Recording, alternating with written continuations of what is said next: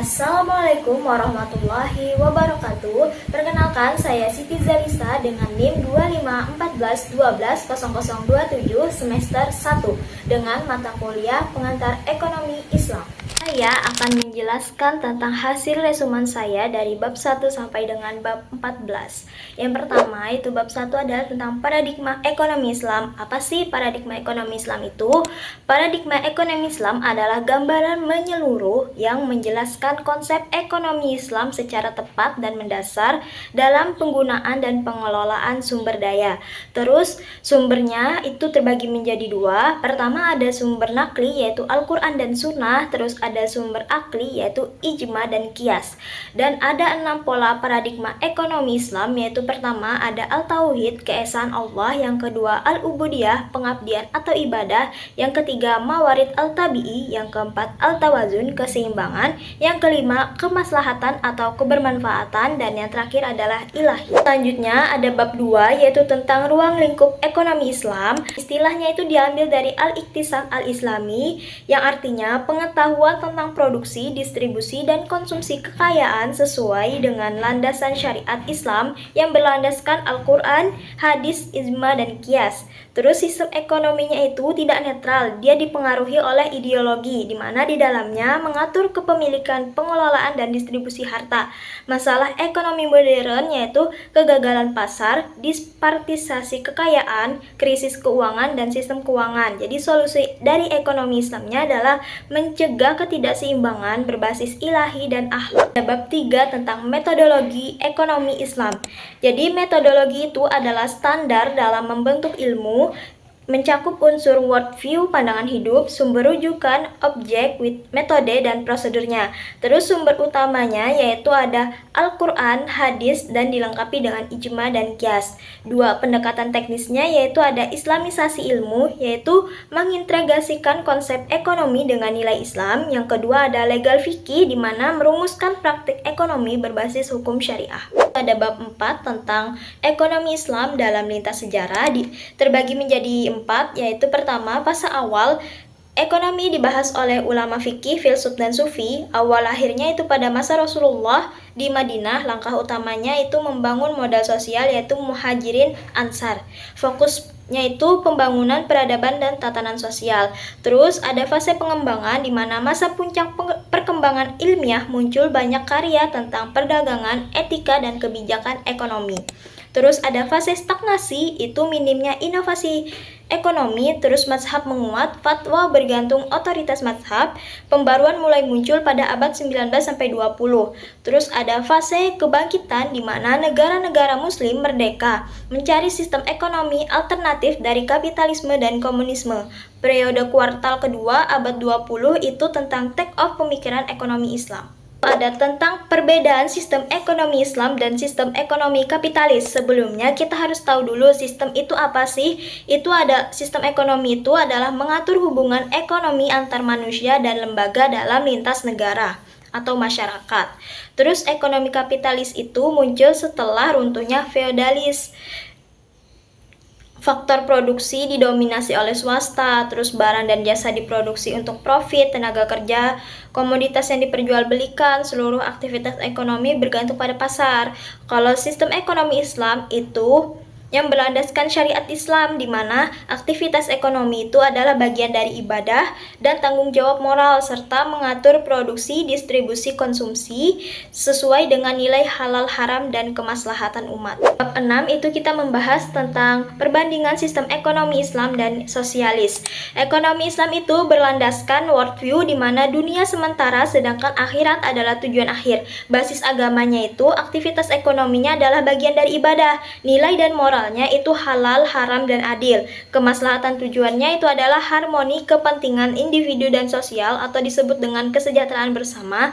Terus dalam ekonomi sosialis itu tujuan utamanya adalah kesejahteraan sosial melalui kontrol negara. Metodenya itu adalah penghapusan kepemilikan individu dan dominasi kebijakan pemerintah. Tapi di sosialis itu memiliki kelemahan karena penerapannya belum sepenuhnya berhasil. Banyak negara beralih ke model campuran. Bab 7 tentang sistem ekonomi Islam, pondasi utamanya itu akidah dan pondasi pendukungnya itu adalah syariah, akhlak, dan ukhuwah. 3 pilar ekonomi Islam yaitu keadilan, keseimbangan, dan kemaslahatan. Tujuan ekonomi Islam itu selaras dengan maqasid syariah, mewujudkan maslahah dunia dan akhirat. Tujuan akhirnya itu falah, kesejahteraan masyarakat secara umum. Nilai-nilai ekonomi Islamnya itu bahwa kepemilikan Allah itu secara absolut, jadi manusia hanya mengelola dan berusaha dengan keadilan, kerjasama dalam kebaikan, pertumbuhan yang seimbang.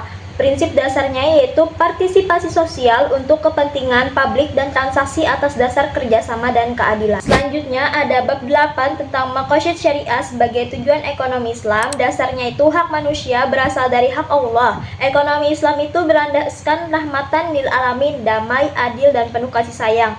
Tujuan utamanya itu mewujudkan maslahah atau kebermanfaatan sebagai inti pengembangan hukum ekonomi Islam. Tingkat maqasidnya itu ada 3. Pertama daruriyat, kebutuhan utama, terus ada hajiyat, kebutuhan pendukung, dan tahsiniyat adalah kebutuhan penyempurna. Peran dalam ekonomi itu landasan hukum ekonomi dari Al-Quran dan Sunnah, berorientasi kesejahteraan dunia dan akhirat, bukan kepuasan sesaat material. Implementasi nyatanya itu adalah penganggaran, analisis upah minimum, indeks pembangunan manusia, pemasaran, dan perbankan syariah.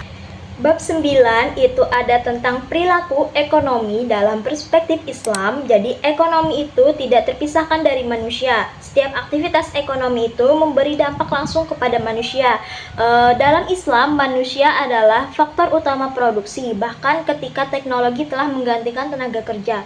Perbandingan model perilaku manusia itu ada 3. Pertama ada Homo economicus atau disebut dengan ekonomi konvensional. Jadi fokusnya itu pada rasional sempurna dan akses informasi sempurna. Terus Homo ethicus itu adalah model berbasis perilaku seperti jujur dan saling percaya. Dan terakhir ada Homo economicus Islamicus, yaitu ekonomi Islam, jadi model tertinggi perilaku berlandaskan Al-Quran dan Sunnah. Bab 10 itu tentang konsep harta dalam Islam. Kita harus tahu dulu harta itu apa. Harta adalah kebutuhan penting manusia yang diberikan panduan rinci agar tidak disalahgunakan.